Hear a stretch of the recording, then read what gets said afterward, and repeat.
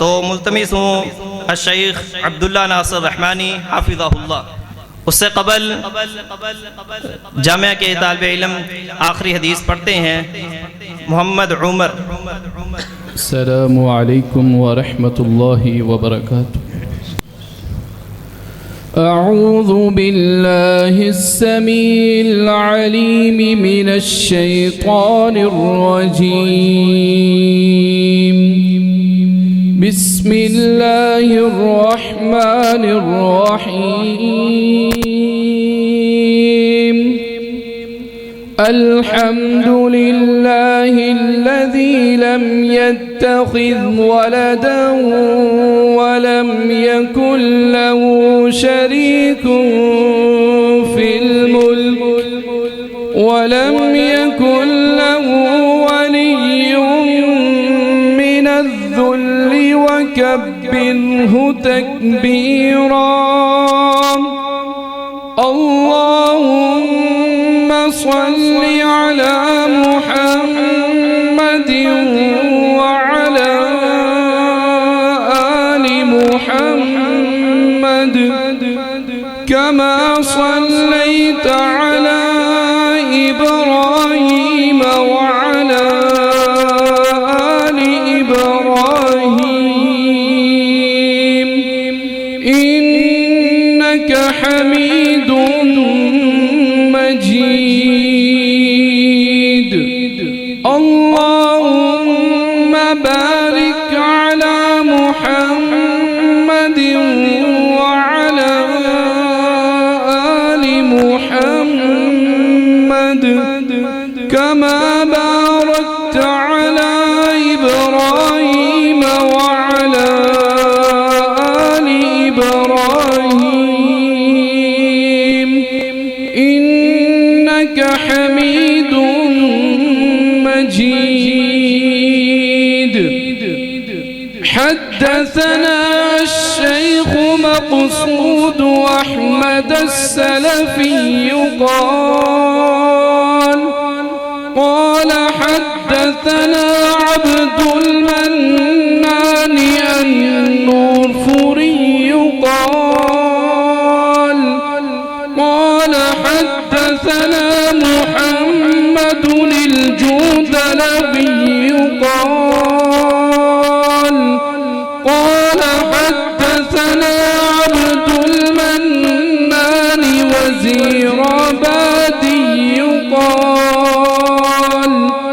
قال حدثنا نذير حسين الدهلوي قال حدثنا عبد الحق الدهلوي قال حدثنا الشيخ القاضي محمد بن علي الشوكاني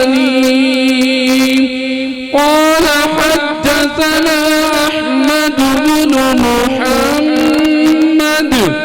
قال حدثنا محمد الشريف قال حدثنا عبد الله بن سالم البصري قال حدثنا محمد بن أبي طاهر قال حدثنا محمد بن محمد الرملي قال حدثنا زكريا قال حدثنا شيخ الإسلام أحمد بن حجر العسقلاني قال حدثنا التنوخي قال حدثنا أحمد بن أبي طالب قال حدثنا الحسين بن مبارك الزبيدي قال حدثنا محمد بن عبد الرحمن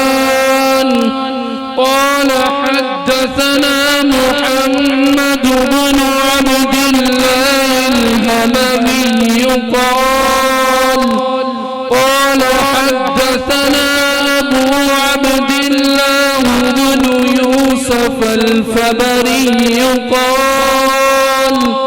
قال حدثنا أمير المؤمنين في الحديث أبو عبد الله محمد بن إسماعيل البخاري. باب قول الله تعالى ونضع الموازين القسط ليوم القيامة وأن أعمال بني آدم وقولهم توزن. وقال مجاهد القسطاس العدل بالرومية. ويقال القسط مصدر المقسط وهو العادل. وأما القاسط وهو الجائر. قال حدثنا أحمد بن إشكاب قال حدثنا محمد بن فضيل عن عمارة بن قعقاع عن أبي ذرة عن أبي هريرة رضي الله تعالى عنه قال قال النبي صلى الله عليه وسلم كلمتان حبيبتان إلى الرحمن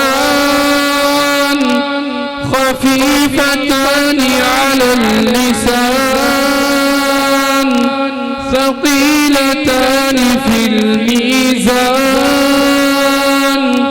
سبحان الله وبحمده سبحان الله العظيم سبحان ربك رب العزة عما يصفون وسلام على المرسلين والحمد لله رب العالمين.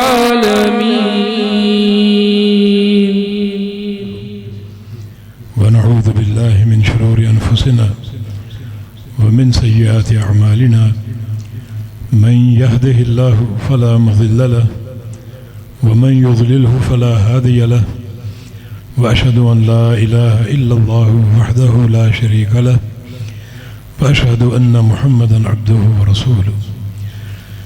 يا أيها الذين آمنوا اتقوا الله حق تقاته ولا تموتن إلا وأنتم مسلمون. يا أيها الناس اتقوا ربكم الذي خلقكم من نفس واحدة وخلق منها زوجها وبث منهما رجالا كثيرا ونساء واتقوا الله الذي تساءلون به والأرحام إن الله كان عليكم رقيبا. يا أيها الذين آمنوا اتقوا الله وقولوا قولا سديدا يصلح لكم أعمالكم ويغفر لكم ذنوبكم ومن يطع الله ورسوله فقد فاز فوزا عظيما. اللهم صل على محمد وعلى آل محمد كما صليت على إبراهيم وعلى آل إبراهيم إنك حميد مجيد. اللهم بارك على محمد وعلى آل محمد كما باركت على إبراهيم وعلى آل إبراهيم إنك حميد مجيد. سبحانك لا علم لنا إلا ما علمتنا إنك أنت العليم الحكيم. رب اشرح لي صدري ويسر لي أمري واحلل عقدة من لساني يفقه قولي. أما بعد فقد حدثنا بطريق القراءة والسماع شيخنا حاكم علي الدهلوي رحمه الله تعالى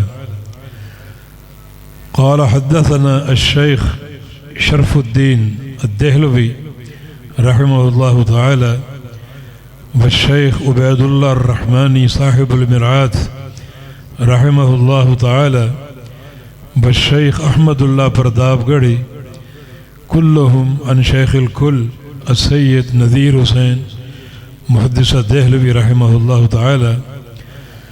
وكذلك حدثنا بطريق الإجازة شيخ العرب والعجم السيد بديع الدين شاه الراشدي رحمه الله تعالى عن شيخ الإسلام ثناء الله أمرتسري رحمه الله تعالى عن شيخ الكل في الكل.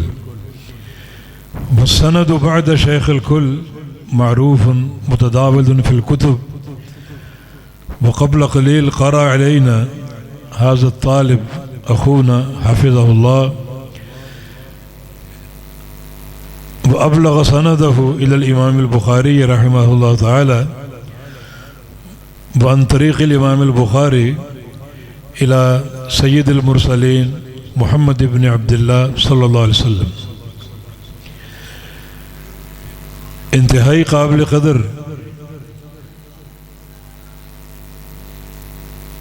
عزت مآب شیخ الحدیث استاذ الاساتذہ اور اس دور کے امام النحو والصرف فضیلت الشیخ حفیظ الرحمن لکھوی حافظہ اللہ تعالی ومتعنا بطول حیاتہ، جو اس ادارے کے مؤسس بھی ہیں، بانی بھی ہیں اور رئیس اور مدیر بھی ہیں،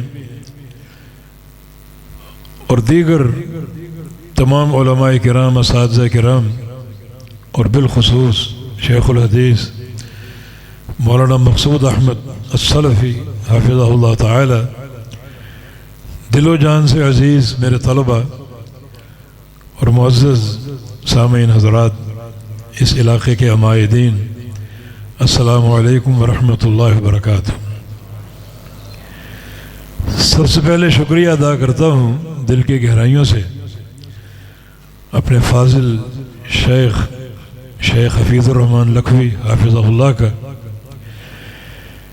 شکریہ اس لیے نہیں کہ مجھے اس کرسی پر بٹھایا، حقیقت یہ ہے کہ آپ کی موجودگی میں اس کرسی پر یہ ناکارہ بیٹھنے کے لیے بالکل نااہل ہے۔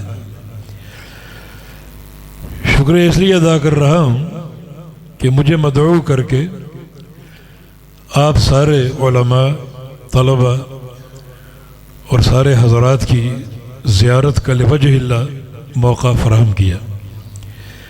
میرے نزدیک پروگراموں میں کچھ ٹوٹے پھوٹے الفاظ تو بیان ہو ہی جاتے ہیں، لیکن ایک بہت بڑا مال غنیمت بلکہ مال فے اپنے عزیز جماعتی احباب کی زیارت اللہ کی رضا کے لیے۔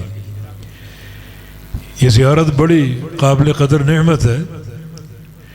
ایک حدیث قدسی میں رسول اللہ صلی اللہ علیہ وسلم کا فرمان، اللہ فرماتا ہے حقت محبتی دل متضابرین فیہ، جو میرے بندے میرے لیے ایک دوسرے کی زیارت کرتے ہیں ان کے لیے میری محبت فرض ہو جاتی ہے۔ للمتجالسین کے الفاظ بھی ہیں، جو میرے لیے مل بیٹھتے ہیں میرے دین کی خاطر، میری محبت ان کے لیے فرض ہو جاتی ہے۔ تو آج ہم یہاں مل بیٹھے ہیں، ایک دوسرے کو دیکھ رہے ہیں صرف اللہ کی رضا کے لیے، کوئی دنیا کا طمع نہیں، کوئی دنیا کی لالچ نہیں ہے اور نہ کوئی منفی نیت ہے۔ تو اللہ اس حدیث کے تناظر میں ہمارا یہ مل بیٹھنا قبول کر لے، اللہ ہمیں اپنی محبت کا اہل اور مستحق قرار دے دے، اور اس محبت کا جو صلہ قیامت کے دن مرتب ہوگا، سب سے پہلا صلہ اللہ ہم سب کو عطا فرما دے۔ جب سارے اولین و آخرین میدان محشر میں جمع ہوں گے تو اللہ کی طرف سے ندا آئے گی، این المتحابون بی، وہ لوگ کہاں ہیں جو میری خاطر دنیا میں محبت کیا کرتے تھے، میری خاطر ملتے جلتے تھے، زیارتیں کرتے، وہ کہاں ہیں؟ این المتحابون بجلالی۔ ان کے لیے دو اعزاز ہیں، لہم منابر من نور یغبطہم النبیون والصدیقون والشہداء، ان کے لیے میں نے نور کے ممبر بنا رکھے ہیں، ان پر بٹھاؤں گا انہیں اتنا قریب کہ اس قرب کو دیکھ کر انبیاء، صدیقین اور شہداء رشک کریں۔ طبیعت ساتھ نہیں دے رہی، اختصار سے کچھ باتیں عرض ہو جائیں۔ سب سے پہلے یہ کتاب التوحید کا آخری باب ہے، اور کتاب التوحید صحیح بخاری کا آخری چیپٹر ہے۔ امام بخاری رحمہ اللہ کی ذہانت اور فطانت، اور جو صحیح بخاری کی ترتیب آپ نے قائم رکھی ہے، بڑا اس میں علم ہے، بڑی اس میں فقاہت ہے، اور بہت ہی علمی خزانے ہیں، وہ تفصیل کا وقت نہیں۔ آخری چیپٹر کتاب التوحید ہے، اور کتاب التوحید کا موضوع اللہ تعالیٰ کے اسماء و صفات۔ توحید کی 3 قسمیں ہیں، توحید ربوبیت، توحید الوہیت اور توحید اسماء و صفات۔ کتاب التوحید کا موضوع نہ توحید ربوبیت ہے نہ توحید الوہیت ہے، بلکہ صرف توحید اسماء و صفات ہے، کیونکہ اس دور میں بڑے ملحدین نے توحید اسماء و صفات پر بڑے حملے کیے تھے، بڑا الہاد داخل کرنے کی کوشش کی تھی، اور پیچھے ساری یہودی سازش تھی کہ اللہ کی معرفت مسلمانوں کے دلوں سے نکالی جائے تاکہ یہ کمزور پڑ جائے۔ جب تک توحید کی قوت موجود ہے، اللہ تعالیٰ کی معرفت موجود ہے، اس وقت تک یہ طاقتور ہے، اور اللہ کی معرفت دل سے نکال دی جائے تو پھر یہ کمزور ہے۔ ان کی طاقت ہماری کمزوری ہے، اور ان کی کمزوری ہماری طاقت ہے۔ یہودی سازش تھی۔ اسماء و صفات کا جو سب سے بڑا منکر تھا جہم بن صفوان، وہ جعد بن درہم کا شاگرد تھا، اور شیخ الاسلام ابن تیمیہ رحمہ اللہ نے جعد بن درہم کی سند بیان کی ہے جو پہنچتی ہے لبید ابن عاصم تک، وہ یہودی کتا جس نے نبی علیہ السلام پر جادو کیا تھا۔ تو گویا ان کی سند کا منتہا جو ہے وہ یہودی اور یہودی سازش کہ اللہ تعالیٰ کی معرفت کو دلوں سے ختم کر دیا جائے۔ اللہ تعالیٰ کے بارے میں وہ کیا مانتے ہیں؟ صرف اللہ کی ذات، ایسی ذات جو صفات سے خالی ہو۔ ایک لطیفہ بہت بڑا، بھلا کوئی ذات صفات کے بغیر ہو سکتی؟ یہ ستون آپ اپنے سامنے دیکھ رہے ہیں، اس کو ایک ذات بنا لو، اس کی لمبائی، چوڑائی، اس کی گولائی، اس کا رنگ، یہ سب اس کی صفات ہے۔ تو بغیر صفات کے ذات کیسے کھڑی ہو سکتی، کیسے قائم ہو سکتی؟ بقول حماد بن زید کے جامعہ کی مثال ایسی ہے کہ ایک شخص کہے کہ میرے گھر میں کھجور کا درخت ہے، تو اس سے پوچھا جائے اس کی جڑیں کیسی ہیں، تو کہے کہ جڑیں تو نہیں ہیں اس کی۔ تو اس کے پتے کیسے ہیں؟ پتے بھی نہیں ہیں۔ پھل کیسا ہے؟ پھل بھی نہیں ہے۔ تو کیا تیرے گھر میں کیا چیز ہے؟ جو ایک درخت کی صفات وہ موجود نہیں ہے، تو ذات کیسے متصور ہو سکتی؟ تو بڑا ایک مذہب کا خیز ان کا یہ ایک مسلک ہے۔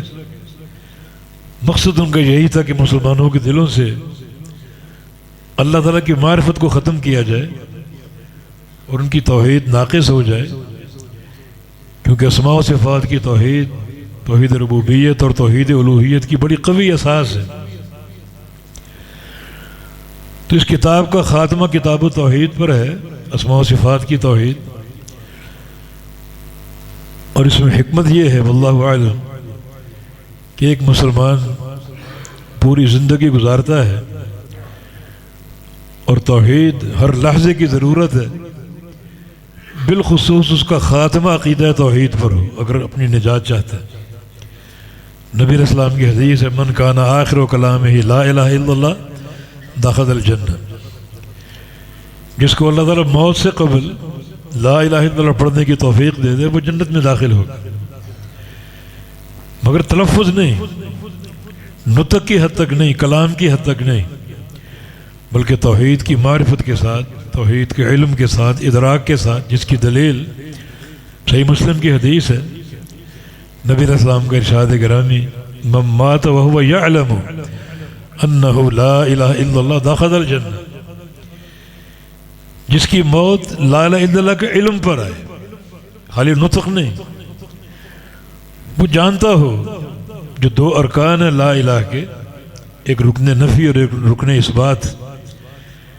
لا الہ ایک چیز کی نفی کر رہے ہیں، بلکہ نفی مطلق کر رہے ہیں، کوئی الہ نہیں، نفی مطلق ہے، نہ کوئی زندہ، نہ کوئی مردہ، نہ کوئی اوپر، نہ کوئی نیچے، نہ کوئی نبی، نہ کوئی فرشتہ، نہ کوئی جن، نہ کوئی انسان، نہ کوئی ولی، کوئی الہ نہیں، نہ کوئی اجمیر والا، نہ کوئی پاک پتن والا، نہ کوئی لاہور والا۔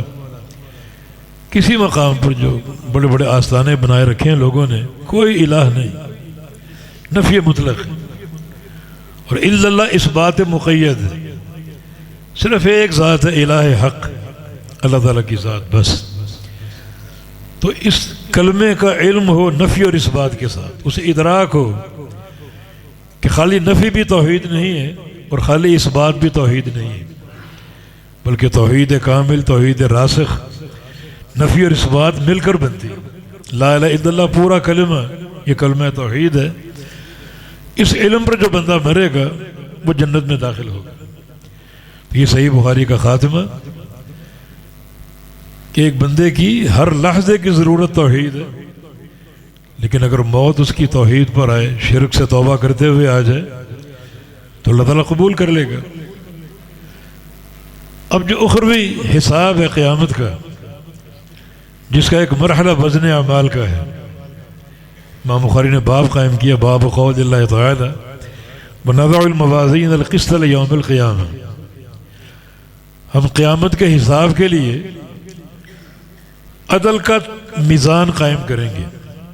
عدل کا میزان، یاد رکھو، اس عدل کے میزان میں سب سے بھاری جو عمل ہے وہ توحید ہے۔ بندہ توحید کا سرمایہ لے کر اٹھے، جب اعمال کو تولا جائے گا، سب سے بھاری جو عمل ہوگا انسان کا، اور بھی بہت سے اعمال ہیں لیکن توحید کا وزن سب سے زیادہ ہوگا۔ بندہ پورے فہم کے ساتھ آئے، پورے ادراک کے ساتھ آئے، اور ایک شہادت کے ساتھ آئے۔ شہادت کی تکمیل تین چیزوں کے ساتھ ہے، ایک زبان کا اقرار، دوسرا دل کی تصدیق، تیسرا جسم کے سارے اعضاء کی اس اقرار اور تصدیق کے مطابق جد و جہد العمل، کوئی عمل اس اقرار اور تصدیق کے منافی نہ ہو، کوئی عمل۔ یہ نہیں کہ اذان میں اشہد ان لا الہ الا اللہ کہہ دیا اور وہیں کھڑے کھڑے الصلاۃ والسلام علیک یا رسول اللہ، یہ توحید کی گواہی مذاق ہے، یہ قابل قبول نہیں ہے، بلکہ انسان کا پورا عمل، پورا کردار اس اقرار اور تصدیق کے مطابق ہو۔ تو یہ عمل جب اللہ کے میزان میں اعمال کو تولا جائے گا، سب سے وزنی اور سب سے بھاری ہوگا۔ ادل دلیل مسند احمد کی حدیث ہے، وہ حدیث آپ سنتے رہتے ہیں۔ ایک بندہ آئے گا 99 گناہوں کی دفاتر لے کر، 99 رجسٹر، ہر رجسٹر کا سائز تا حد نگاہ ہو، اور فیہا سیئات ہو، گناہوں سے بھرا ہوا ہے۔ دیکھ رہا ہے وہ دیوان کھلے ہوئے ہیں، نیکی کوئی بھی نہیں ہے، اپنی ہلاکت یقینی سمجھے گا، اور چونکہ قیامت کا حساب بہت ہی جلدی اور تیز ہوگا، فرشتے اس کا رخ جہنم کی طرف موڑ دیں گے کہ نیکی تو ہے ہی نہیں، کیا تولا جائے؟ وزن تب ہو جب نیکیاں بھی اور گناہ بھی ہوں، یہاں گناہ ہی گناہ ہے، چلو جہنم کی طرف۔ اللہ تعالیٰ فرمائے کہ میرے فرشتو لا تعجلوا علی عبدی، میرے بندے پر جلدی نہ کرو، اس کو واپس لاؤ۔ بلا ان لہ عندی حسنہ، اس کی ایک نیکی میرے پاس موجود ہے، وہ میں نے سنبھال رکھی، لایا جائے گا۔ اللہ تعالیٰ عرش سے ایک پرچی نکالے گا، یہ اس کی نیکی۔ اب گناہ بھی ہے اور نیکی بھی، وزن بنتا ہے، تو لو۔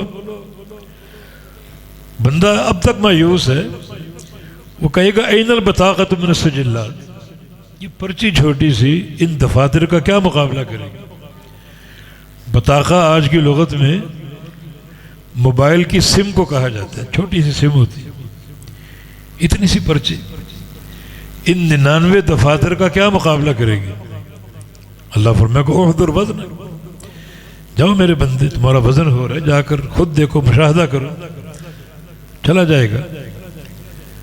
آخری الفاظ حدیث کے ثقلت البطاقہ بطاشت السجلات، وہ پرچی بھاری پڑ جائے گی اور وہ 99 دفاتر اوپر کو اڑ جائیں گے، وہ پلڑا کھڑا ہو جائے گا اس پرچی کے مقابلے۔ سارے اولین و آخرین اس حساب کا مشاہدہ کر رہے ہیں، اور قیامت کا منظر بھی ایسا ہی ہے۔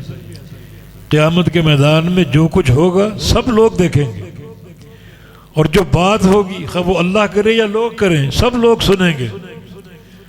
تو اس منظر کو بھی سب دیکھ رہے ہیں۔ اس پرچی میں کیا ہے؟ یہ اللہ کا فضل، اس پرچی کا مضمون اللہ نے بتا دیا۔ اس پرچی میں کیا لکھا ہوا ہے؟ جو گناہوں کے 99 دفاتر پر چھا گئی اور غالب آ گئی، اشہد ان لا الہ الا اللہ واشہد ان محمد رسول اللہ، یہ دو گواہیاں، اللہ تعالیٰ کی توحید کی گواہی اور محمد مصطفیٰ علیہ السلام کی رسالت کی گواہی۔ تو دیکھیں اللہ کے میزان میں یہ عمل کتنا بھاری، 99 گناہوں کے دفاتر پر یہ پرچی غالب آ گئی۔ تو گواہی کی تیاری کرو۔ ہم نے عرض کیا کہ یہ دو گواہیاں جو ہیں، یہ زبان کے اقرار کے ساتھ، دل کی تصدیق کے ساتھ اور سارے اعضاء کے عمل کے ساتھ مکمل ہوتی ہیں۔ اس کے بغیر گواہی ناقص اور ناقابل قبول ہے۔ اور بہت سے شواہد موجود ہیں توحید کے وزن کے۔ مسند احمد کی حدیث ہے، بخن بخن لخمس ما اثقلہن فی المیزان، 5 چیزیں کیا کہنا ان کا، اللہ کے میزان میں کتنی بھاری ہوں گی وہ 5 چیزیں کیا ہیں؟ ان میں سے 4 کلمات توحید ہیں، سبحان اللہ والحمد للہ ولا الہ الا اللہ واللہ اکبر، کیا بھاری ہوں۔ اور 5ویں چیز یہ کہ ایک بندہ یا ایک خاتون، اس کا بچہ فوت ہو جائے بچپن میں اور وہ صبر کر لیں، اللہ اس صبر کی حفاظت کرے گا اور قیامت کے دن اپنے میزان میں اس صبر کو بھی تولے گا، بڑا وزن ہوگا ان کا۔ یہاں بھی 4 یہ کلمات توحید اس بات کی دلیل ہے کہ جب وزن اعمال کا مرحلہ آئے گا، میزان قائم ہوگا، تو یاد کر لو اس بات کو، نوٹ کر لو کہ سب سے بھاری عمل جو ہے وہ توحید کا عقیدہ ہے۔ پوری توجہ دو فہم توحید پر، معرفت توحید اور ادراک توحید پر۔ کبھی علماء کا ساتھ نہ چھوڑو۔ یہ لا الہ الا اللہ کیا ہے، اس کا معنی کیا ہے، شرائط کیا ہیں، اس کے تقاضے کیا ہیں، یہ علم آپ کو علماء دیں گے۔ علماء کا اکرام و احترام کرو، ان سے محبت کرو، ان سے ملتے رہو، روزانہ ملو۔ بقول سفیان بن عیینہ رحمہ اللہ کے، لو کان الفقیہ علی راس جبل لکان هو الجماع، ایک عالم دین اگر پہاڑ کی چوٹی پر بیٹھا ہو تو وہ آپ کا مرجع ہے۔ روزانہ پہاڑ پر چڑھو اور اس سے مل کر رہو، دین سیکھو اس سے۔ ابن قیم فرماتے ہیں جس شہر میں بستی میں عالم دین نہ ہو، اس بستی کے لوگوں پر ہجرت کرنا فرض ہے، چھوڑ دو اس بستی کو۔ ایسے مقام کا تعین کرو، انتخاب کرو جہاں پر علماء موجود ہوں۔ تو یہ ہے کتاب التوحید، وزن اعمال میں سب سے بھاری نیکی اللہ تعالیٰ کی توحید کی۔ اور بھی بہت سے خصائل، خصلتان ہما اخف علی الظہر مدخل فی المیزان، شعب الایمان کی حدیث صحیح سند کے ساتھ۔ 2 خصلتیں پشت پر ہلکی مگر اللہ کے میزان میں بڑی بھاری ہوں گی۔ ایک ہے طول الصمت، لمبی خاموشی۔ بندہ ایک مجلس میں لمبی خاموشی کا عادی ہو، یہ نہیں کہ زبان چر چر کر رہی ہے، بولے جا رہے نہیں، جتنا خاموش ہے کہ اتنا عافیت ہے۔ اللہ اس خاموشی کو تولے گا قیامت کے دن۔ خاموشی ترک عمل ہے، بولنا عمل ہے، مگر دین کی سماحت اور برکت دیکھیں، جتنا آپ خاموش رہیں گے اتنا آپ کا یہ عمل قیامت کے دن تولا جائے گا اللہ کے میزان میں۔ اور والخلق الحسن، اچھے اخلاق، لیس شیء اثقل فی المیزان من الخلق الحسن، اخلاق حسنہ اللہ کے میزان میں بڑے بھاری عمل ہوں گے۔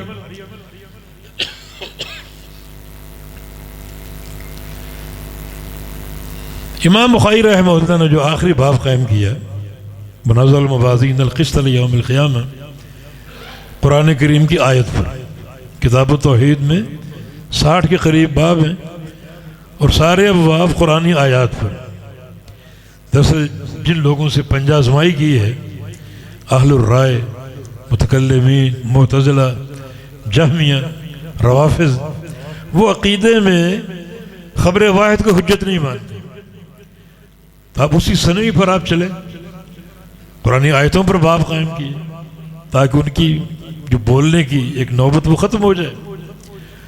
اور کمال یہ ہے کہ قرآن کی آیت پر باب قائم کیا، اس کے تحت حدیث لائے، اور حدیث اور قرآنی آیت دونوں کا مدلول ایک ہے، دونوں کا مضمون ایک ہے۔ جو بات قرآن کہہ رہے وہی بات حدیث کہہ رہی، جو بات حدیث کہہ رہی وہ بات قرآن کہہ رہا، دونوں کا ایک ہی مطلب۔ امام بخاری کے کمال فقاہت اور ایک علمی رسوخ کی علامت، علمی رسوخ کی علامت۔ تو یہاں بھی کچھ اہل الرائے تھے، عقل پرست لوگ، معتزلہ، جن سے ٹکر لی، وہ اللہ کے میزان کے منکر ہیں۔ قیامت کے دن وزن اعمال ہوگا، ترازو قائم ہوگا، اس کو معنوی ایک میزان قرار دیتے ہیں، حصی میزان نہیں۔ حالانکہ حصی میزان شواہد موجود، دو اس کے پلڑے ہوں گے، اس کی لسان کانٹا ہوگا۔ حصی میزان کی یہ دلیلیں ہیں۔ پھر یہ بات ثابت ہے کہ دو پلڑے ہیں اتنے بڑے، ایک پلڑے میں 7 آسمان اور 7 زمینیں سما سکتی، اتنا بڑا میزان، اس میں اعمال تولے جائیں گے، اور کچھ بندوں کے اعمال پورے میزان کو بھر دیں گے۔ یہاں بھی توحید کی بات آئے گی، سبحان اللہ نصف المیزان والحمد للہ تملأہ، سبحان اللہ پڑھو گے آدھا میزان بھر جائے گا، الحمدللہ پورے میزان کو بھر دے گا۔ یہ تملأان ما بین السماء والارض، یہ دونوں کلمات 7ویں آسمان سے لے کر 7ویں زمین تک جو خلا ہے بیچ میں، سب کو اجر و ثواب سے بھر دیں گے یہ دو کلمات۔ اس کا کیا معنی ہے؟ صرف سبحان اللہ کا اور میزان بھر گیا، الحمدللہ میزان بھر گیا؟ نہیں، سبحان اللہ کہا مجرد قول نہیں، اس کو عقیدہ لیا، منہج کے طور پر لیا، فہم لیا اس کا، پھر پوری زندگی اس فہم پر قائم رہا، پوری زندگی۔ یہ نیکی کئی سالوں پر محیط ہے، 40 سال، 50 سال، 60 سال، سبحان اللہ کے فہم پر قائم ہو۔ یہ کلمہ تنزیہ ہے، اللہ تعالیٰ پاک ہے، اور سب سے بڑی اللہ کی جو پاکیزگی بیان ہم کرنا چاہیں گے، اللہ کا شرک سے پاک ہونا، شرک سے پاک۔ یہ سب سے بڑی گستاخی اللہ کی جناب میں لوگ منسوب کرتے ہیں اور منسوب کرتے آئے ہیں اور کرتے رہیں گے، کیونکہ شراکت داری کمزوری کی علامت ہے۔ دنیا میں کوئی پارٹنر آپ کب تلاش کرتے ہیں اپنے کاروبار کے لیے؟ اپنا پرافٹ کون تقسیم کرتے ہیں؟ لیکن کسی کمزوری کی بنا پر۔ کاروبار بڑا ہے، سرمایہ کم ہے، چلو کوئی پارٹنر لے لو۔ کاروبار بڑا وسیع ہے، افرادی طاقت کم ہے، چلو کسی کو ساتھ ملا لو۔ تو اللہ کا شریک مقرر کرنا اللہ کی جناب میں کمزوری منسوب کرنے کے مترادف۔ سبحان اللہ، اللہ پاک ہر شریک سے، یہ عقیدہ بنا لو۔ شرک قوم نوح سے شروع ہوا، قیامت تک رہے گا۔ عقیدہ بنا لو، قوم نوح سے شرک شروع ہوا، ہر نبی کے دور میں ہوا، خود نبی علیہ السلام کے دور میں ہوا، بعد میں ہوتا رہا، آج بھی ہو رہا ہے، بلکہ بڑھ چڑھ کر ہو رہا ہے۔ مشرکین مکہ تھے، ان کے جو خدا تھے، الہ تھے، وہ انگلیوں پر گنے جانے کے برابر تھے۔ آج لاکھوں لوگوں نے الہ مقرر کیے ہیں، ان لوگوں نے جو کلمہ کو ہے، جو کلمہ کو ہے، لاکھوں الہ، ہر گلی ہر محلے میں کوئی نہ کوئی طاغوت قائم ہے۔ سبحان اللہ، اللہ ان سے پاک ہے۔ قیامت تک جو بھی شرک کی صورتیں ہیں کہ اللہ ان سے پاک ہے، یہ عقیدہ بنا لو، اس پر ڈٹ جاؤ پوری استقامت کے ساتھ، شرح صدر کے ساتھ، نفیاً و اثباتاً اس کا اقرار و اعتراف کر لو۔ اسی پر موت آئے تو پھر یہ ایک ہی عقیدے کا کلمہ سبحان اللہ، اللہ تعالیٰ کے آدھے میزان کو بھرنے کے لیے کافی ہے۔ الحمدللہ میں اس بات ہے، ساری تعریفیں اللہ کے لیے کیوں ہیں؟ اللہ تعالیٰ ہر کمال کا مستحق ہے، وہ نقص سے پاک ہے، عیب سے پاک ہے، کمال مطلق ہے اس کے لیے، یا اس باتی توحید ہے، لہذا اسی کی عبادت ہے، وہی خالق ہے، وہی مالک ہے، وہی رازق ہے۔ توحید ربوبیت اوپر سے نیچے آ رہی ہے، اللہ اپنی ذات کا تعارف کرواتا ہے، اس کو مانتے جاؤ مانتے جاؤ مانتے جاؤ۔ توحید الوہیت نیچے سے اوپر جا رہی ہے، بندوں کے افعال اللہ کے لیے، نمازیں ہیں، روزے ہیں، حج عمرے جہاد فرائض نوافل، خالص توحید پر قائم ہے، کمال مطلق اللہ کے لیے، الحمدللہ کا عقیدہ اس پر قائم ہو جائے، کوئی اس میں شریک نہیں، اللہ تعالیٰ کی کسی نہ ذات میں نہ کسی صفت میں کوئی شریک ہے، کوئی شریک نہیں۔ شراکت کا عقیدہ رکھو گے تو اس کمال کو تقسیم کرنا پڑے گا، حمد کو تقسیم کرنا پڑے گا۔ اللہ مطلقاً ہر حمد کا مستحق ہے کیونکہ ہر کمال اس کے لیے ہے، اور اگر شریک کرو گے تو شراکت میں تقسیم آئے گی۔ اگر کہو اللہ بھی عالم الغیب ہے، نبی بھی عالم الغیب ہے، ولی بھی عالم الغیب ہے، یہ صفت کی تقسیم ہے، کمال کی تقسیم ہوگی، حمد کی تقسیم ہوگی۔ الحمدللہ کا انکار ہوگا، کہاں رہی توحید؟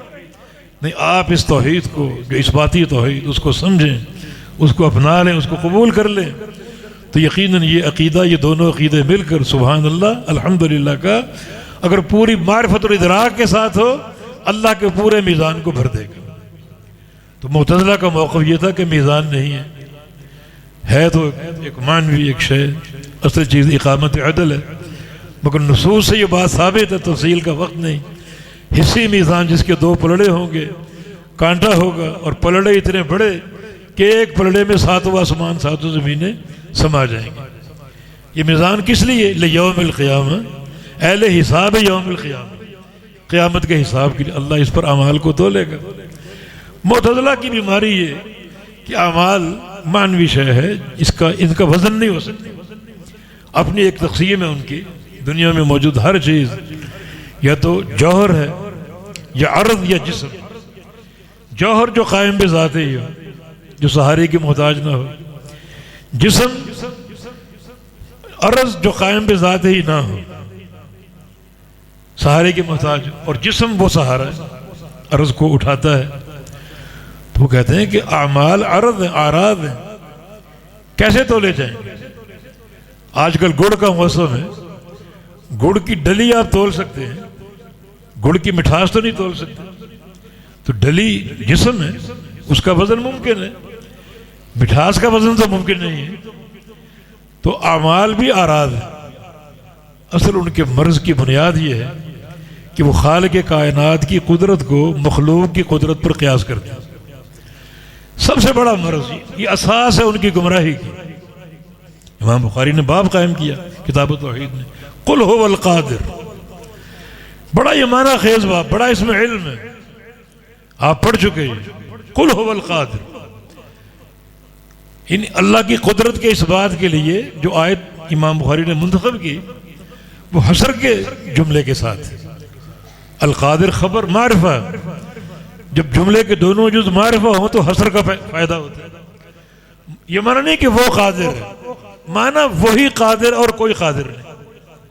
ہم نے عرض کیا نا امام بخاری باب قائم کر کے حدیث لاتے ہیں اور مدلول ایک ہی ہوتا ہے، حدیث کا اور قرآن کا۔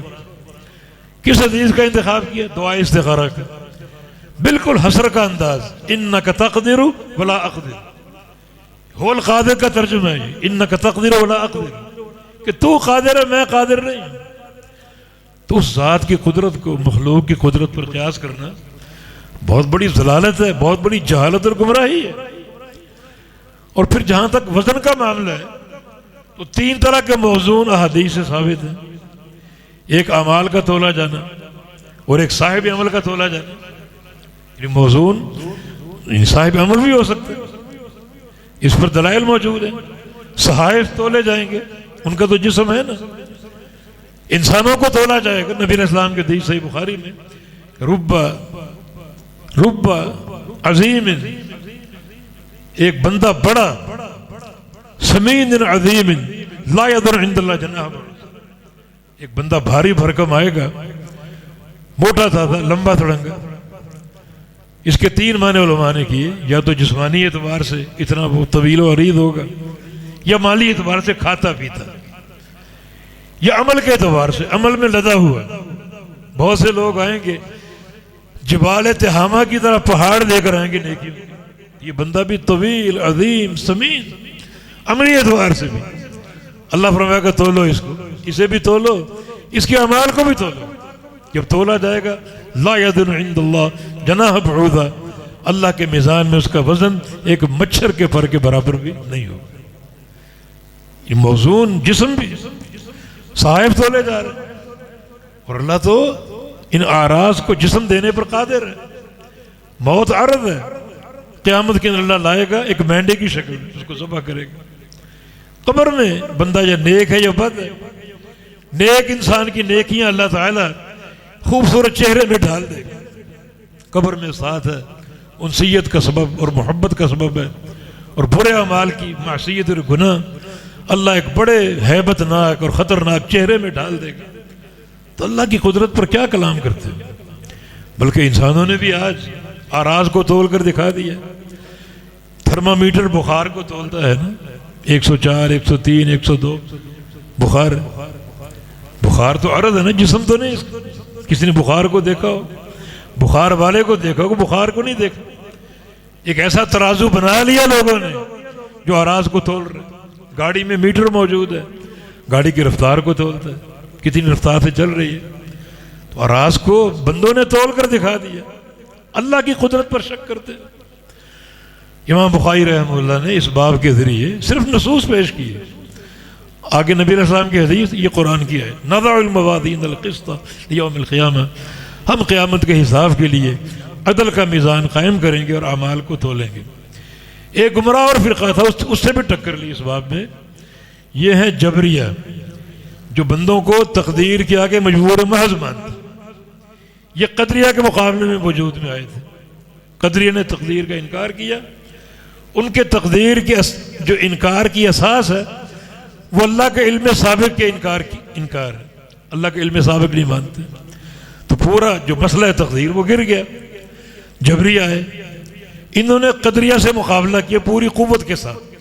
جس قوت سے وہ تقدیر کے منکر بنے، اسی قوت سے یہ تقدیر کو ماننے والے بنے. اور مانتے مانتے ایسا مان گئے کہ سارے انسانوں کو نوشتہ تقدیر کے آگے مجبور محض بنا دیا. ہر بندہ مجبور ہے تقدیر کے لیے، تقدیر کے سامنے. بندہ نیکی کر رہا ہے تو اس لیے کر رہا ہے کہ تقدیر میں لکھا ہوا ہے، گناہ کر رہا ہے تو اس لیے کر رہا ہے کہ تقدیر میں لکھا ہوا ہے. نہ نیکی کرنے والے کا کمال ہے، نہ گناہ کرنے والے کی کوئی معصیت نہ زیادتی ہے. نہ اس کو ثواب ملے گا نہ اس کو گناہ ملے گا. تقدیر ہلا رہی ہے. جیسے ہوا چلتی ہے، درخت کے پتوں کو ہلاتی ہے، تو اس میں پتوں کا تو کمال نہیں، ہوا ہلا رہی. راشے کا مریض ہے، اس کے ہاتھ ہلتے رہتے ہیں، وہ مرض اس کو ہلا رہا ہے، اپنے اختیار سے نہیں ہلا رہا. اس طرح کوئی بندہ گھر سے نکلے نماز کے لیے تو وہ اپنے اختیار سے نہیں، اس کو تقدیر لے جا رہی ہے. کوئی بندہ گھر سے نکلے جوے خانے کی طرف جا رہا ہے، اس کی مرضی نہیں ہے، اس کو تقدیر لے جا رہی ہے. تو نہ اس کو نماز کا اجر ہے نہ اس کو جوے کا گناہ ہے. امام بخاری کا استدلال یہ ہے کہ پھر یہ وزن اعمال کیوں؟ وزن اعمال اخروی حساب کے لیے. اگر بندہ مجبور محض ہے، نہ نیکی کا صلہ ہے نہ گناہ کا عذاب ہے، تو اللہ اعمال کیوں تولے گا؟ حساب کا بڑا کرا مر رہا ہے. اعمال کیوں تولے گا؟ تاکہ جزا اور سزا مرتب ہو. اخروی حساب میں وزن اعمال کی بڑی حیثیت ہے. اعمال کی گنتی بھی ہوگی مگر گنتی کافی نہیں. حالانکہ نمازیں 5 فرض ہیں، روزے 30 فرض ہیں، گن لیا جائے. زکوٰۃ 2.5% فرض ہے، گن لیجیے. لیکن نہیں، اس کی نمازوں کو تولو، اس کے روزوں کو تولو، اس کی زکوٰۃ کو تولو. حج کو تولو، عمرے کو، جہاد کو، سارے اعمال کو تولو، میزان فیصلہ کرے گا کہ یہ بندہ کامیاب ہے یا نہیں۔ فرض خالی صرف عمل نہیں ہے، عمل کے ساتھ دو چیزیں اور بھی فرض ہیں۔ ایک ہے انما الاعمال بالنیات، سارے اعمال کی قبولیت نیت پر ہے، اخلاص پر۔ ضروری ہے کہ عمل اخلاص کے ساتھ ہو۔ دوسرا جو شرط ہے عمل کے لیے وہ نبی علیہ السلام کی اتباع، من عمل عملا لیس علیہ امرنا فہو رد، جو بندہ ایسا عمل کرے جس پر ہمارا ٹھپا نہ ہو وہ مردود ہے۔ یہ دو شرطیں عمل کے لیے، خالی اعمال کی گنتی کافی نہیں بلکہ اس معیار کو چیک کیا جائے گا کہ بندے نے نیکی تو کی ہے مگر اخلاص کے ساتھ کی یا ریاکاری کے ساتھ کی۔ ریاکاری کے ساتھ کی ہو تو پہاڑ جیسے عمل ذرے بن کر بکھر جائیں گے، ہباء منصورا۔ اخلاص کے ساتھ ہو تو اللہ تعالیٰ ذرے کے برابر عمل کو بڑھا کر پہاڑ بنا سکتا ہے۔ ایک کھجور پہاڑ بن جائے گی، صحیح بخاری کی حدیث ہے، اور ایک بندہ تہامہ پہاڑی سلسلے کے مطابق عمل لے کر آ رہا ہے، اس کے آگے بھی نیکیوں کے پہاڑ ہیں، پیچھے بھی، دائیں بھی اور بائیں بھی، اور یجعلہ اللہ ہباء منثورا، اللہ ان سارے پہاڑ جیسے اعمال کو ہباء منصورا کر کے بکھیر دے گا، اڑا دے گا، ضائع کر دے گا۔ یہ ہباء منصورا وہ چھوٹے متحرک ذرے جو کرنوں میں موجود ہوتے ہیں، شعاعوں میں، جو روشن دان سے کمرے میں داخل ہوں، ہلکے ہلکے ذرات آپ کو متحرک نظر آتے ہوں گے، ان کا فائدہ کوئی نہیں، نہ وہ پکڑ میں آتے ہیں، نہ ان کا کوئی فائدہ ہے، بالکل ہباء منصورا، بے فائدہ ذرے بنا کر بکھیر دیے جائیں گے۔ کیوں؟ بے اخلاص نہیں، یہ عمل میں پیغمبر علیہ السلام کی اتباع نہیں۔ اتباع کس کی ہے؟ اپنے اماموں کی، پیر کی، قوم برادری کی، اس کی پیروی۔ بلکہ نبی علیہ السلام کی حدیث آ جائے، قول امام کو مقدم کر لیا جاتا ہے، نبی علیہ السلام کا فرمان آ جائے، باپ دادا کی باتوں کو مقدم کر لیا جاتا ہے، ان کا کیا حشر ہوگا قیامت کے۔ تو یہ میزان فیصلہ کرے گا اتنی نیکیں جو بندہ لے کر آیا ہے یہ قابل قبول ہے یا نہیں۔ میزان میں صلاحیت ہوگی اعمال کو تولنے کی، اور تولنا ان دو بنیادوں پر، اخلاص کے ساتھ تولنا اور پیغمبر علیہ السلام کے طریقے کی اتباع کے ساتھ تولنا، یہ صلاحیت ہوگی۔ اللہ تعالیٰ یہ صلاحیت میزان میں ڈالے گا تو جو عمل اخلاص کے ساتھ ہوگا اس کا وزن ہوگا۔ اخلاص موجود ہے، اتباع نہیں، وہ عمل مسترد ہے۔ یہ اتباع موجود ہے، اخلاص نہیں، وہ عمل مردود ہے۔ مقبول کب ہوگا، قابل وزن کب ہوگا؟ عمل میں دونوں باتیں اکٹھی ہوں، اخلاص ہو، ریاکاری نہ ہو، اور پیغمبر علیہ السلام کی اتباع ہو، کسی اور کی نہ پیروی ہو، نہ بدعت ہو، نہ کسی اور کا قانون ہو، نہ کسی اور کی شریعت ہو، صرف شریعت مصطفیٰ علیہ السلام اور پیغمبر علیہ السلام کی خالص اتباع، یہ میزان کا فیصلہ۔ تو نضع الموازین القسط لیوم القیامہ، ہم قیامت کے حساب کے لیے یہ عدل کا میزان قائم کریں گے اور تمہارے اعمال کو تولیں گے۔ تو کامیابی یہاں پر ان دو شرائط کے ساتھ، اخلاص کی حفاظت کے ساتھ اور پیغمبر علیہ السلام کے طریقے اور آپ کی سنت کی مطابقت کے ساتھ، دونوں کو ہونا ضروری ہے۔ ایک ہے ایک نہیں ہے، وہ عمل بالکل بے فائدہ اور بیکار ہیں، نہ ان کا کوئی وزن اور نہ وہ قابل قبول ہوں گے۔ دونوں چیزیں جمع ہو، موجود ہوں تو اس بندے کی نیکیاں قابل قبول ہوں گی، بلکہ ایسا ان کا وزن بنے گا کہ بندے کے تصورات سے ہٹ کر، کیونکہ پھر اللہ کا ایک عدل اور ایک اس کا فضل ہے۔ اگر اخلاص موجود ہے، سنت کی اتباع موجود ہے، پھر اللہ کے فضل کے تقاضے سامنے آ جائیں گے۔ ابھی آپ نے سنا بھاری بھرکم شخص تولا جا رہا ہے، اعمال سمیت مچھر کے پر کے برابر نہیں وزن اس کا، اور ایک نبی علیہ السلام کا صحابی عبداللہ بن مسعود، دبلے پتلے لاغر نحیف، پتلی پتلی ٹانگیں اور پنڈلیاں، ایک دن صحابہ دیکھ کر ہنس پڑے، اس مذاق کو آپ بھانپ گئے، فرمایا کہ لہما اثقل فی المیزان من احد، یہ دو عبداللہ کی دو پنڈلیاں اللہ کے میزان میں قیامت کے دن رکھی جائیں گی اور ان کا وزن احد پہاڑ سے بھاری ہوگا، احد پہاڑ سے۔ یہ اللہ کا فضل آ گیا۔ بندہ اگر متبع سنت ہو، مخلص ہو، تو اس کے ذرے جیسے عمل پہاڑ بن جائیں گے، پہاڑ جیسے گناہ بخش دیے جائیں گے۔ ایک نیکی پرچی 99 دفاتر کے پرخچے اڑا دے گی قیامت کے دن، تو اس کا فضل آ گیا۔ لیکن بندہ دو بنیادیں پوری کر دے، ہر عمل میں اخلاص کا رنگ ہو اور پیغمبر علیہ السلام کی سنت کا نور ہو، تو ذرے کے برابر نیکی پہاڑ بن جائے گی، پہاڑ کے برابر گناہ بخش دیے جائیں گے، اور بندے کا یہاں فیصلہ وزن اعمال میں بڑی کامیابی کی صورت میں ہوگا۔ آپ نے سن لیا کہ توحید کی قوت اور توحید کا وزن اس مقام پر بڑا انسان کے کام آئے گا۔ تو اللہ رب العزت ہمیں اپنے اس مرحلہ میزان کی تیاری کی توفیق عطا فرمائے۔ یہ تیاری اسی صورت میں، ورنہ نبی علیہ السلام کو فرمان ہے کہ تجدنی عند المیزان، جناب انس سے آپ نے فرمایا تھا، انس نے تقاضا کیا تھا کہ آپ میری شفاعت فرمائیے گا، فرمایا کروں گا شفاعت، تمہاری وعدہ کر لیا۔ پوچھا آپ کو کہاں تلاش کروں قیامت کے دن، اتنا بڑا میدان معاشر ہوگا، اول و آخرین جمع ہوں گی، کہاں ڈھونڈوں آپ کو؟ 3 مقامات کا ذکر کیا۔ اول ما تجدن عند الصراط، سب سے پہلے پورے صراط کے پاس آنا، وہاں لوگ جب گزریں گے وہاں میں اپنی امت کی شفاعت کروں گا، بار بار وہاں آؤں گا امت کی شفاعت کے لیے، اگر وہاں نہ ملوں تو تجدن عند المیزان، پھر وہاں آ جانا جہاں یہ ترازو قائم ہوگا اور اعمال تولے جائیں گے۔ یہ منزل بڑی محیب ہے، بڑی گمبھیر ہے، یہاں بھی بار بار آؤں گا اپنی امت کی شفاعت کے لیے۔ اور تیسری چیز جو آپ کا حوض کوثر، وہاں مل سکوں گا۔ یہ 3 ہی مقام جہاں میں تمہیں مل سکتا ہوں۔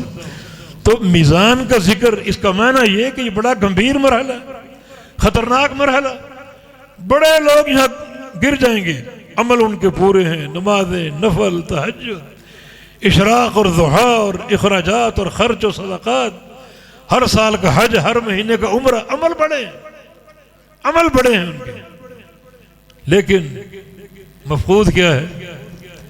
جس وزن کی شرط، جب اعمال تولے جائیں گے 0، بھاری برکم بندہ، نیکی میں لدا پھدا، وزن ہو رہا ہے مچھر کے پر کے برابر نہیں، تو ایسے بے تحاشا لوگ گر جائیں گے مرحلہ میزان میں، اور بہت کم لوگ کامیاب ہوں گے۔ تو اللہ تعالیٰ سے کامیابی کی توفیق کی صدا ہے، اور باتیں تو بہت باقی ہیں، اگر آپ کا وقت ہے تو نماز کے بعد بیٹھ جائیں گے، ورنہ اسی قدر پر اکتفا کرتے ہیں۔ بارک اللہ فیکم، اقول قولی ھذا واستغفر اللہ لی ولکم، وآخر دعوانا ان الحمد للہ رب العالمین۔ جس طرح احباب نے شیخ محترم کا درس سماع فرمایا ہے، ابھی ہم انعامات کا سلسلہ شروع کرنا چاہتے ہیں کہ اس سال بحمد اللہ تعالی جامعہ شیخ الاسلام ابن تیمیہ رحمہ اللہ سے 13 طلباء فارغ التحصیل ہو رہے ہیں۔ اللہ تعالیٰ سے دعا ہے کہ اللہ تعالیٰ جو انہوں نے علم پڑھا ہے اس کو نفع مند بنائے۔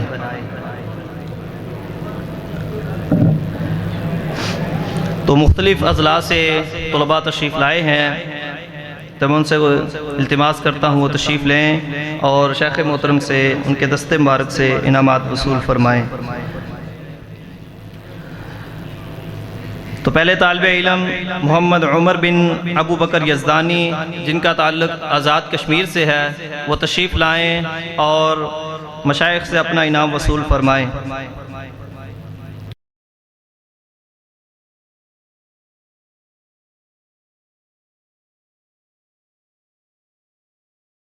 حافظ ابراہیم بن محمد اعظم میرپور آزاد کشمیر سے، وہ بھی تشریف لائیں۔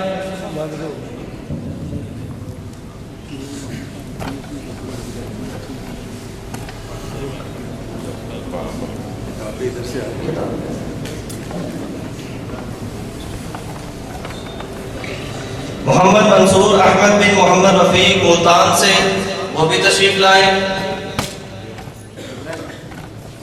اسی طرح ڈاکٹر عبدالغفور عاشق حافظہ اللہ سے بھی ملتمس ہوں کہ وہ بھی تشریف لائیں۔ قاری قاسم صاحب سے بھی ملتمس ہوں کہ وہ بھی تشریف لائیں اور بچوں کو انعامات سے نوازیں۔ حسان بن خلیل الرحمن اوورٹیک سنگھ سے،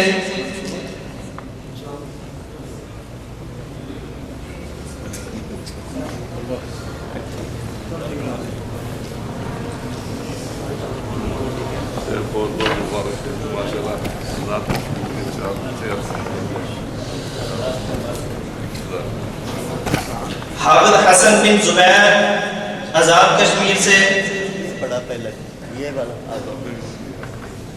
محمد حمدان نجیب بن نجیب الرحمن ننکانہ سے،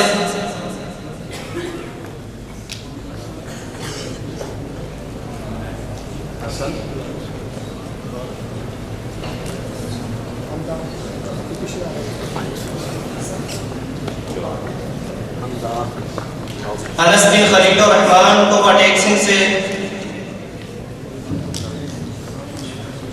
حافظ دانش بن محمد ندیم سیالکوٹ سے،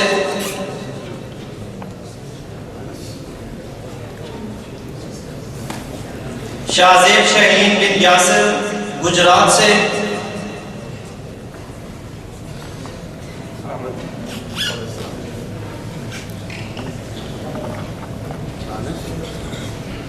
ڈاکٹر مسعود اظہر صاحب حافظ اللہ سے بھی ملتمس ہوں کہ وہ بھی بچوں کو انعامات سے نوازیں۔ اسی طرح الحمدللہ شعبہ تحفیظ القرآن میں اس سال 8 طلباء نے قرآن مجید مکمل کیا ہے، سعادت کو حاصل کیا ہے۔ میں ان سے بھی ملتمس ہوں کہ وہ بھی تشریف لائیں اور اپنا انعام وصول فرمائیں۔ حافظ معتصم حسن بن بشار شیر شاہ لاہور سے،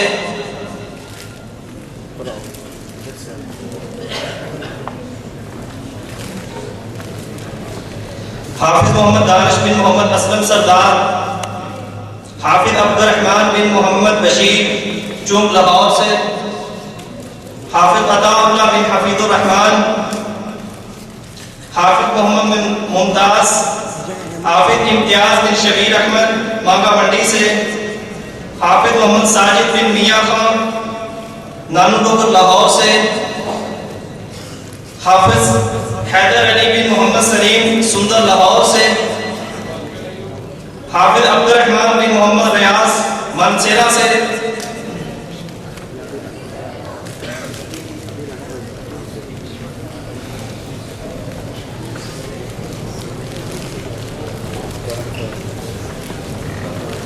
تو میں جانشین یزدانی محمد حنیف ربانی حافظ اللہ سے ملتمس ہوں کہ وہ بھی اسٹیج پر تشریف لائیں۔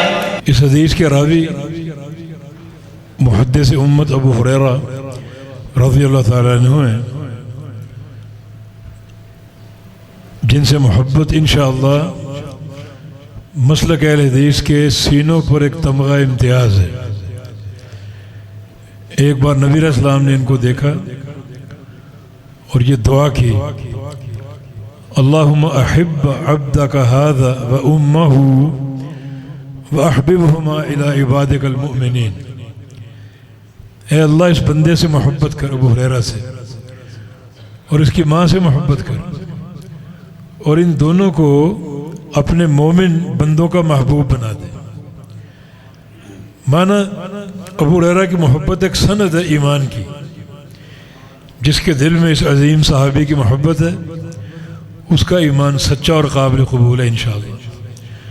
اور جس کے دل میں کوئی منفی نظریات ہیں، خیالات ہیں، ابو ہریرہ کے بارے میں بہت سے گمراہ فرقے اور طوائف ضالہ ابو ہریرہ پر تنقیدیں کرتے ہیں، تو ان کو اپنے ایمان کا جائزہ لینا چاہیے۔ کئی لوگ کہتے ہیں ابو ہریرہ فقیہ نہیں تھے، غیر فقیہ تھے، یعنی جس کے سینے کو اللہ تعالیٰ نے 5575 احادیث کی بنیاد بنایا، اتنی تعداد کی حدیثیں، وہ فقیہ نہ ہو پھر کون مائی کا لال فقیہ ہے؟ اتنا بڑا حافظ الحدیث، اور فقہ کس چیز کا نام؟ فقہ حدیث کا نام، فقہ اور حدیث کو الگ چیزیں نہیں، اور یہ باتیں نبی علیہ السلام کی حدیث سے ثابت ہے۔ آپ نے حدیث کا مقام بیان کیا، نظر اللہ عمرًا سمع منی حدیثا فحفظہ ووعاہ فاداہ کما سمعہ، کہ اللہ اس شخص کے چہرے کو تر و تازہ کر دے جو میری حدیث کو سن لے، سمجھ لے اور یاد کر لے اور آگے پہنچا دے۔ اور آگے کیا فرمایا؟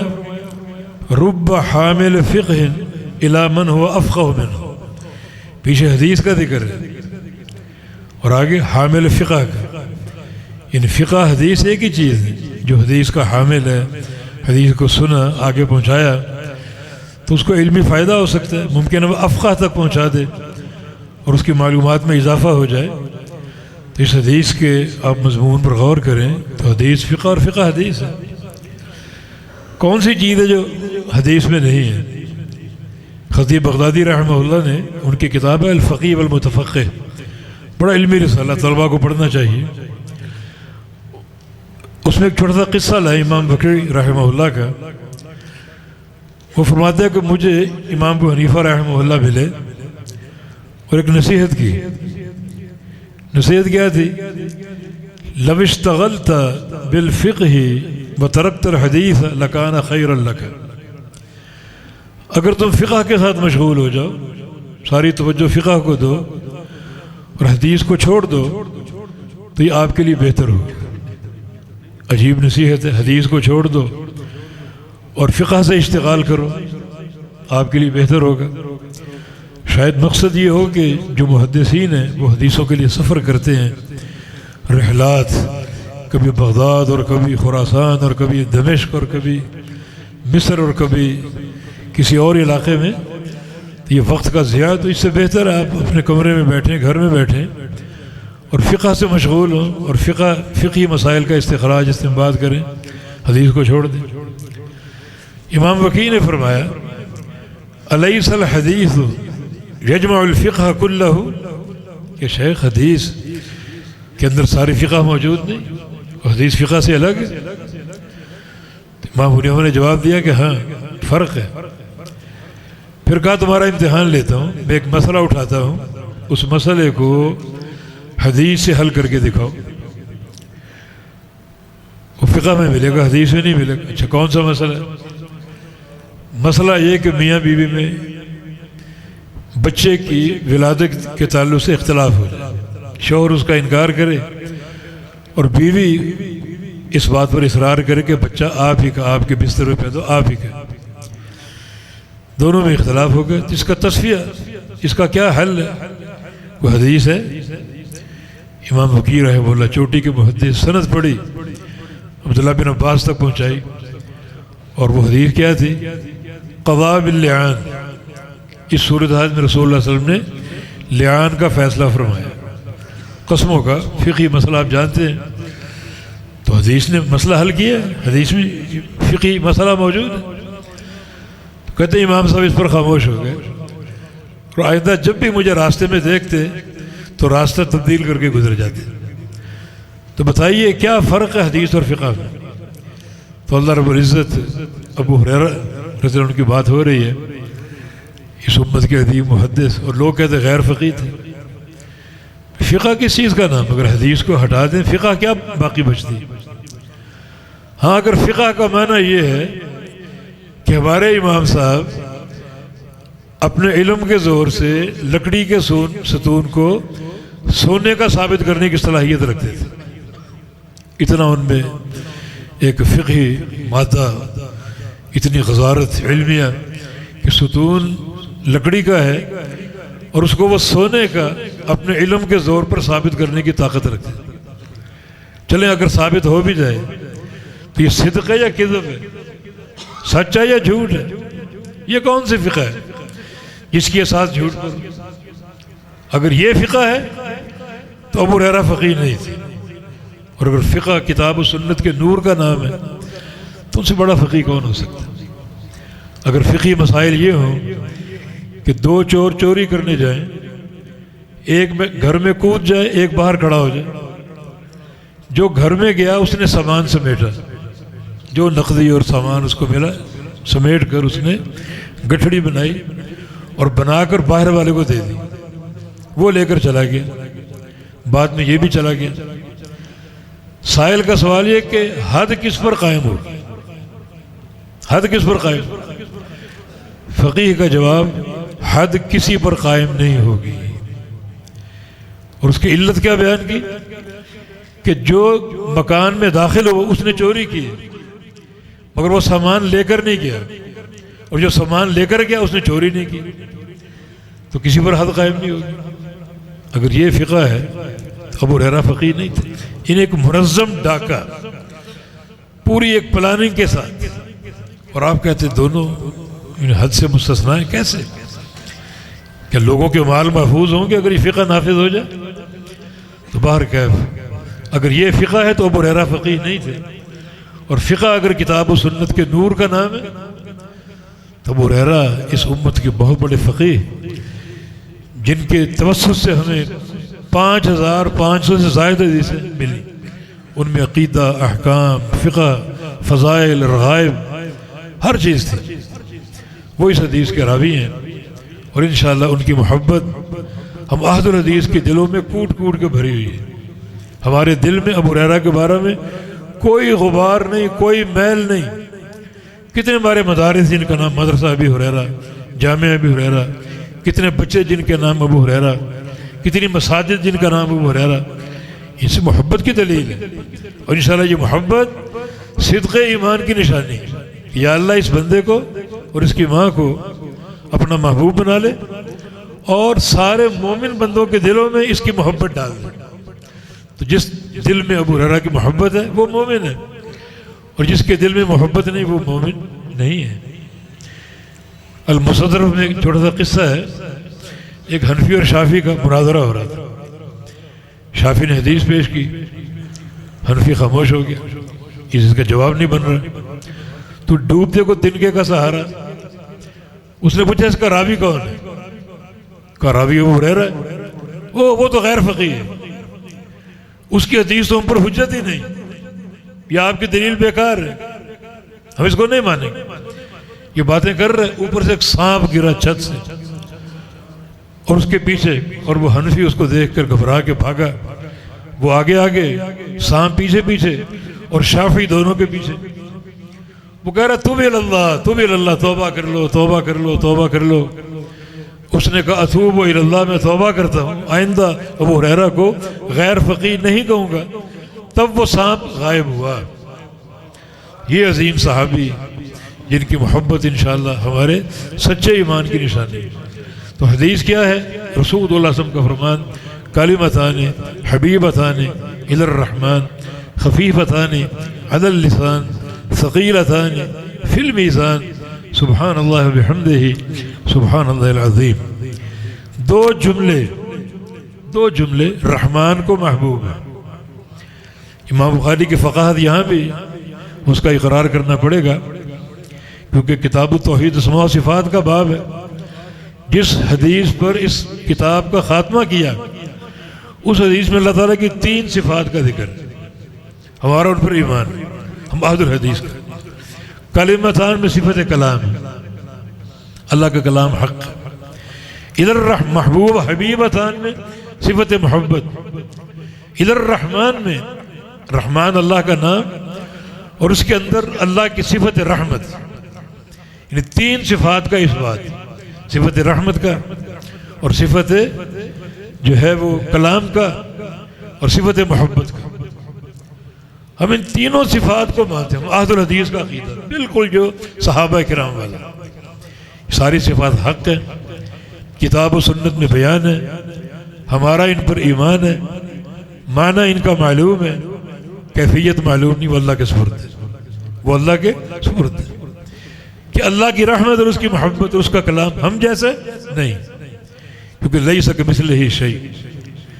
یہ آیت کریمہ اسماء و صفات کے باب میں ایک عمدہ، ایک اساس اور قاعدہ کی حیثیت رکھتی ہے۔ ابھی شیخ حافظ اللہ نے بتایا، اس آیت کی شرح میں، تفسیر میں انہوں نے کتاب لکھی ہے 400 صفحات، چھوٹا سا جملہ، لیس کمثلہ شیء، 400 صفحات پر مشتمل کتاب ماشاءاللہ تیار کی۔ ہم اس کی طباعت کے منتظر ہیں تاکہ ہم بھی آپ کے علم سے مستفید ہو سکیں۔ تو یہ صفات اللہ تعالیٰ کی حق ہیں۔ طلبہ کے لیے صرف 2 جملے کہ ان صفات کے تعلق سے جہمیہ کا موقف کیا ہے۔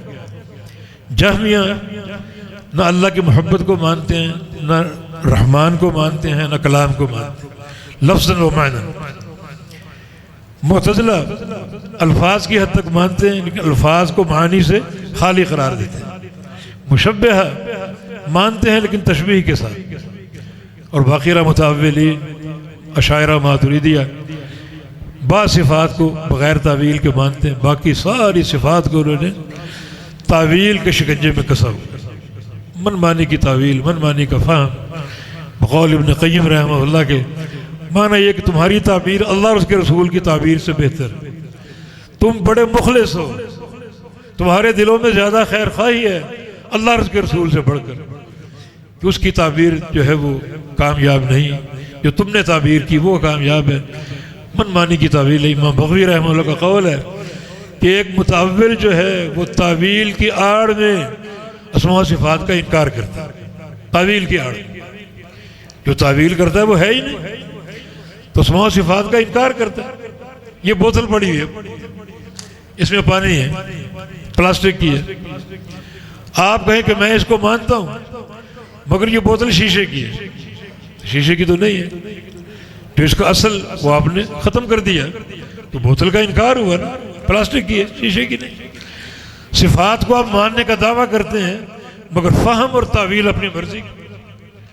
اللہ کی صفت ید ہے، ید کا معنی ہاتھ، کیا رکاوٹ ہے اس کو قبول کرنے میں؟ اس کے دو ہاتھ ہیں، کتاب و سنت میں ذکر ہے، ہاتھ، ید کا معنی معلوم ہے، ہاتھ معنی معلوم ہے، ہمارا اس پر ایمان ہے۔ ہاتھ کیسے ہیں؟ جیسے اس کے لائق، کیا ہمارے ہاتھوں جیسے ہیں؟ نہیں، کیونکہ لیس کمثلہ شیء، وہ ذات تشبیہ سے پاک ہے۔ تعویلوں میں خود ہی متحیر ہے۔ یدون کا معنی پھر کیا کرو گے؟ قدرت، قوت۔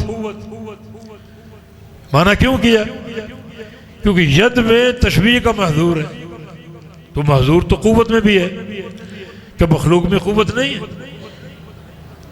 ثم جعل من بعد ضعف قوت، اللہ فرما رہا ہے انسان کو کمزور بنایا اور پھر قوت دے دی، قوت تو مخلوق میں بھی موجود ہے۔ ان خیر من استاجرت القوی الامین، موسیٰ علیہ السلام کے بارے میں قوی، اب کیا تعویل کرو گے؟ یہ یہاں کہیں گے کہ قوت جو اللہ کے لائق ہے وہ اللہ کے لیے ہے، اور جو مخلوق کے لائق وہ مخلوق کے لیے، تو یہ باصفت ید میں بھی کر دو، اتنا گھوم کر آنے کی ضرورت؟ تو حقیقت یہ کہ صفات پر ایمان لانے کا دعویٰ ہے مگر ایمان قابل قبول نہیں، کیونکہ تعویل اپنی مرضی کی اور معنی اپنا مرضی کا۔ ہمارا ان پر ایمان ہے، اللہ تعالیٰ کی صفت کلام بھی حق ہے جیسے اس کے لائق، صفت رحمت بھی حق ہے جیسے اس کے لائق، صفت محبت بھی حق ہے جیسے اس کے لائق۔ بس یہاں تشویش کی بات یہ ہے کہ ایک بندہ اللہ کی صفت رحمت کو نہیں مانتا، مرضی کا معنی کرتا ہے، ارادہ انعام۔ صفت محبت کو نہیں مانتا، مرضی کا معنی کرتا ہے، ارادہ انعام۔ وجہ کیا ہے؟ یہ صفات مخلوق کے اندر میں تشبیہ لازم آ رہی ہے، یا پھر یہ صفات انفعالی ہیں، تغیر کو مستلزم ہے، تغیر کو واجب کرتی ہیں۔ تو اللہ تعالیٰ کی ذات کے بارے میں جب کہا جا رہا ہے رحمتہ کما تلیق بذاتہ سبحانہ وتعالی وحبہ کما یلیق بذاتہ سبحانہ وتعالی، تشبیہ کہاں گئی؟ تشبیہ تب ہوگی جب حبہ کا حبنا، رحمتہ کا رحمتنا، یہ بات تو نہیں۔ رحمت حق ہے، محبت حق ہے، کیسی؟ جیسی اس کے لائق ہے، تشبیہ کہاں باقی بچی؟ تو الحمدللہ جو امام بخاری کتاب کا خاتمہ فرما رہے ہیں، جو حدیث منتخب کی، اس میں وزن اعمال کا اس بات بھی ہے جو ان کا اصل موقف تھا اس باب میں، اور اللہ کی صفات کا اس بات بھی، تین صفات کا اس بات ہے۔ یہ دو کلام ہیں، رحمان کو محبوب ہیں، زبانوں پر ہلکے ہیں۔ ہلکے میں ایک ترغیب دی گئی ہے، جب ہلکا عمل ہے تو اس کو کیوں چھوڑے بیٹھے ہو؟ ایک عمل ہلکا ہے، اجر بہت بڑا ہے، آگے اجر آ رہا ہے، تو اس کو چھوڑنا تو حماقت ہی ہوگی۔ تو اصل ایک ذہانت اور فطانت، عقل مندی اور فراست کا تقاضا یہ ہے، اس ہلکے کام کو خوب انجام تو خوب پڑھو، یہ اذکار خوب کرو، سبحان اللہ بحمدہ، سبحان اللہ العظیم۔ اس میں ایک نکتہ اور بھی ہے، بچے گھر میں پیدا ہوتے ہیں، بچپن میں ان کی زبان ہلکی ہوتی ہے، بھاری الفاظ اٹھا نہیں سکتی، ہلکے الفاظ اٹھا لیتی ہے۔ تو یہ دو کلمات ہلکے ہیں، بچوں کی تعلیم کا، تربیت کا آغاز ان کلمات سے کرو، سبحان اللہ بحمدہ، سبحان اللہ العظیم، ان کلمات سے کرو۔ اور تیسری صفت کیا ہے؟ ثقیلتان فی المیزان، یہ دونوں کلمات اللہ کے میزان میں بھاری ہو۔ امام بخاری کا محل استدلال، باب کیا ہے؟ وَنَضَعُ الْمَوَازِينَ الْقِسْطَ، وزن اعمال کا۔ ترازو حق ہے، حصی میزان ہے، اعمال تولے جائیں گے. اور اس کی دلیل یہ یہاں دو چیزیں ثابت ہو رہی ہیں ثقیلتاً فی المیزان میں. فی المیزان سے میزان کا اس بات ہے اور ثقیلتاً سے وزن کا اس بات ہے. جو بھاری ہوگی تب وزن ہوگا تو بھاری ثابت ہوگی. ثقیلتاً میں وزن کا اس بات ہے اور فی المیزان میں میزان کا اس بات ہے. دو کلمات ان کی کچھ وضاحت ہم نے کر دی تھی، ایک سبحان اللہ اور دوسرا وبحمدہ. سبحان اللہ والحمدللہ بتایا تھا. سبحان اللہ آدھا میزان ہے، الحمدللہ پورا میزان ہے. اور ایک پلڑا میزان کا اتنا بڑا ہے کہ ساتوں آسمان ساتوں زمینیں ایک پلڑے میں سما سکتی ہیں. مگر عقیدہ اپنا بنا لو سبحان اللہ کے مطابق، الحمدللہ کے مطابق. سبحان اللہ کلمہ تنزیہی ہے، اللہ ہر عیب سے پاک، ہر شریک سے پاک. دنیا میں جو شرک ہو رہا ہے سب کا انکار کرو، ہر شریک کا انکار کرو، ہر شرک کی نفی کرو اور اس پر ڈٹ جاؤ، استقامت اختیار کرو اور تا دم حیات سبحان اللہ کا عقیدہ اپنے اندر قائم رکھو. اللہ شرک سے پاک ہے، شریک سے پاک ہے. تو انشاءاللہ یہ ایک ہی کلمہ آدھے میزان کو بھرنے کے لیے کافی. اب حمد میں اثباتی توحید ہے، ساری حمد اللہ کے لیے. کیوں ہے؟ کیونکہ سارے کمال کا مستحق ہے. سارے کمال کا مستحق کیوں ہے؟ کیونکہ اپنی ذات میں صفات میں یکتا ہے، وہ اس کا کوئی شریک نہیں.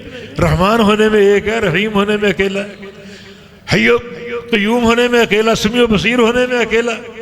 تو اکیلا ہی ہر کمال کا مستحق ہے، اور جو ہر کمال کا مستحق ہو وہی ذات ہر حمد کے مستحق. ہم نے اس عقیدے کو بگاڑ دیا، شرکا بنا لیے. فلاں بھی عالم الغیب ہے، فلاں داتا ہے، فلاں مشکل کشا، فلاں حاجت روا. اللہ کی صفات کو تقسیم کر کے رکھ دیا، اس کے کمال کو بانٹ دیا. تو حمد بھی تقسیم کرنی پڑے گی. بڑا گندا ان کا عقیدہ ان لوگوں کا. آپ کو مبارک ہو، اللہ نے آپ کو چن کر توحید خالص دی، نفی اور اس بات کے ساتھ سبحان اللہ کی بنیاد پر اور بحمدہ کی بنیاد پر. اللہ اس پر استقامت عطا فرمائے، تا دم حیات قائم رکھے اس عقیدہ صافیہ پر. سلف صالح کا عقیدہ جو کتاب و سنت نے پیش کیا، اللہ ہم کو اس کی استقامت عطا فرما دے. اسی حدیث پر صحیح بخاری کا اختتام ہوتا ہے. اللہ ان اداروں کو قائم رکھے جہاں بخاری شریف پڑھی جا رہی، پڑھائی جا رہی. کہ ہمارے مدارس کا تمیز ہے بحمدللہ، ایک تمیز. چھوٹا سا ایک لطیفہ یاد آ گیا. ہمارا ایک کراچی میں ایک پھل فروش، اس کا تعلق شمالی علاقے سے، پشاور سے غالباً. تو اس سے میں اکثر یہ پھل لیا کرتا تھا. ایک دن میں اترا گاڑی سے اور میرے ہاتھ میں بخاری شریف تھی. تو وہ پھل دیکھ رہا ہوں اور وہ بخاری دیکھ رہے، پوچھ رہے کیا کتاب ہے؟ میں نے کہا صحیح بخاری. صحیح بخاری دکھاؤ ذرا مجھے. بڑے شوق سے دیکھ رہا، آگے سے پیچھے سے کھول کر. کہتے میں نے بخاری نہیں دیکھی، میں نے ہدایہ اولین تک پڑھا ہے، یعنی 7 سال پڑھا مدارس میں، بخاری نہیں دیکھی. اور یہاں ہمارے طلبہ کو دیکھ لو، بچے کو دیکھ لو، بخاری دیکھتے بھی ہیں، احادیث استدلال بھی کرتے ہیں، حدیثیں یاد بھی کرتے ہیں، حدیثیں روایت بھی کرتے ہیں. اللہ ان اداروں کو منارہ نور بنا دے، توحید و سنت کی شعائیں پھوٹتے رہیں. اور اللہ ہمارے علماء اور افاضل کو صحت کاملہ عطا فرمائے، حیات مدیدہ عطا فرمائے، تاکہ یہ علم کی بارش ہوتی رہے. بارک اللہ فیکم. اقول قولی ھذا واستغفر اللہ لی ولکم، وآخر دعوانا ان الحمد للہ رب العالمین.